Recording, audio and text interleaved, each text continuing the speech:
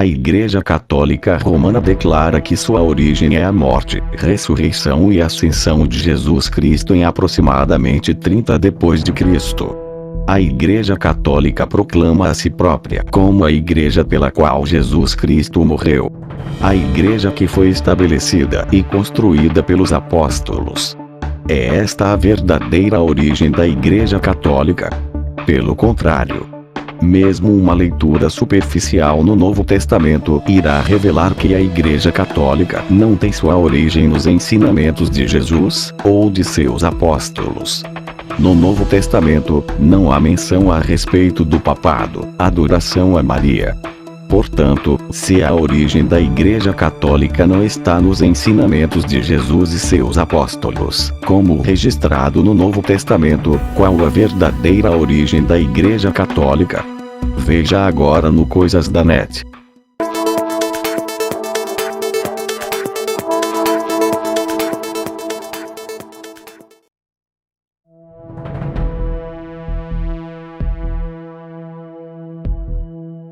Pelos primeiros 280 anos da história cristã, o cristianismo foi banido pelo Império Romano, e os cristãos foram terrivelmente perseguidos. Isto mudou depois da conversão do imperador romano Constantino. Constantino legalizou o cristianismo pelo Edito de Milão, em 313 d.C. Mais tarde, em 325 d.C., Constantino conclamou o Concílio de Nicéia, em uma tentativa de unificar o cristianismo.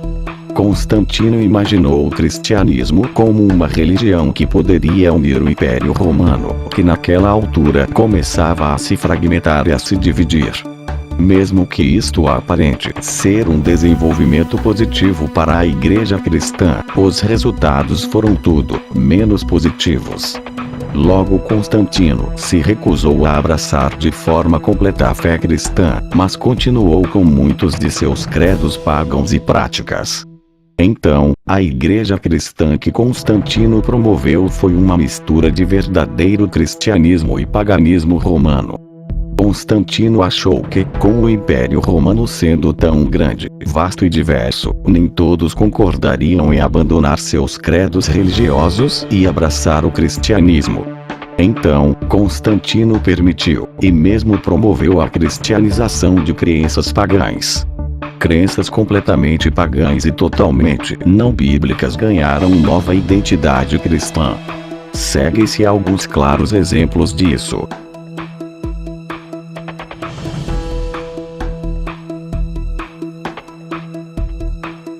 O culto a Ísis, deusa mãe do Egito, e esta religião foram absorvidas no cristianismo, substituindo-se Ísis por Maria.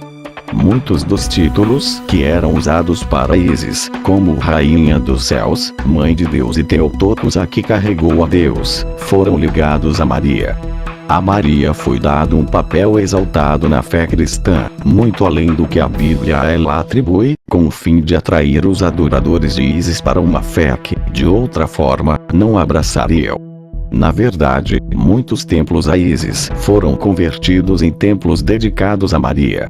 A primeira indicação clara da Mariologia católica ocorre nos escritos de Orígene, que viveu em Alexandria, Egito, que por acaso era o lugar principal da adoração a Ísis.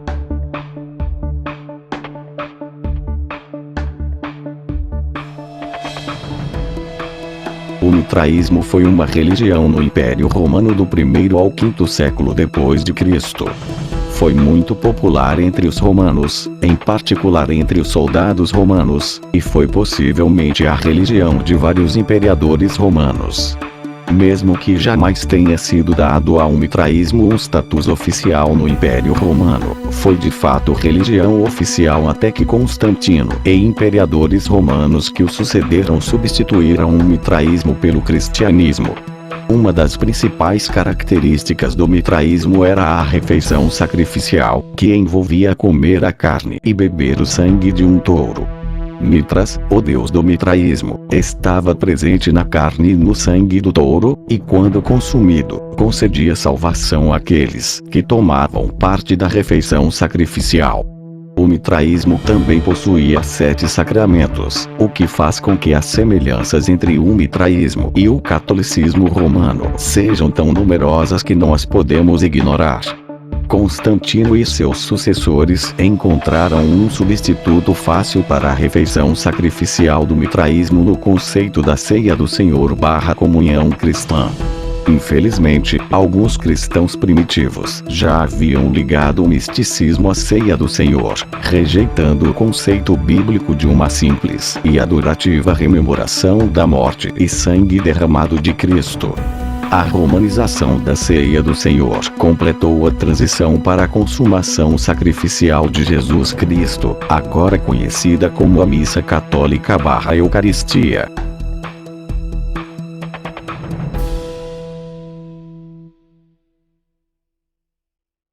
A maioria dos imperadores romanos e cidadãos era enoteísta. Um enoteísta é alguém que crê na existência de muitos deuses, mas dá atenção especial a um deus em particular, ou considera um deus em particular como supremo e acima dos outros deuses. Por exemplo, o deus romano Júpiter era supremo acima do panteão romano de deuses. Os marinheiros romanos eram frequentemente adoradores de Netuno, o deus dos oceanos. Quando a Igreja Católica absorveu o paganismo romano, ela simplesmente substituiu o panteão de deuses pelos santos. Assim como no panteão romano de deuses havia um deus do amor, um deus da paz, um deus da guerra, um deus da força, um deus da sabedoria, etc. Da mesma forma, na Igreja Católica havia um santo responsável por cada uma destas coisas, e muitas outras categorias. Assim como muitas cidades romanas tinham um deus específico para ela, também a Igreja Católica providenciou santos padroeiros para as cidades.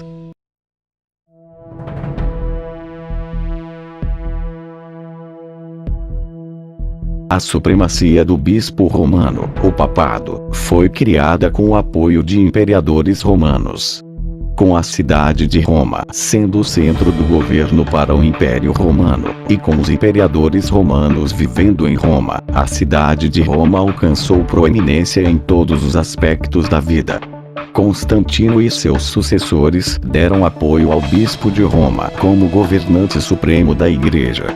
Logicamente é melhor para a unidade do Império Romano que o governo e Estado religioso sejam centralizados no mesmo lugar. Mesmo a maioria de outros bispos e cristãos resistindo à ideia da supremacia do bispo romano, o bispo romano ascendeu à supremacia por causa do poder e influência dos imperadores romanos. Quando houve a queda do Império Romano, os papas tomaram para si o título que anteriormente pertencia aos imperadores romanos, Máximo Pontífice.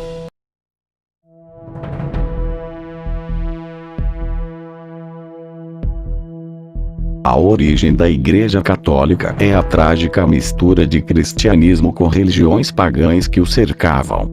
Ao invés de proclamar o Evangelho e converter os pagãos, a Igreja Católica cristianizou as religiões pagãs e paganizou o cristianismo. Embaçando as diferenças e apagando as distinções, sim, a Igreja Católica se fez atraente às pessoas do Império Romano. O resultado foi que a Igreja Católica se tornou a religião suprema no mundo romano por séculos.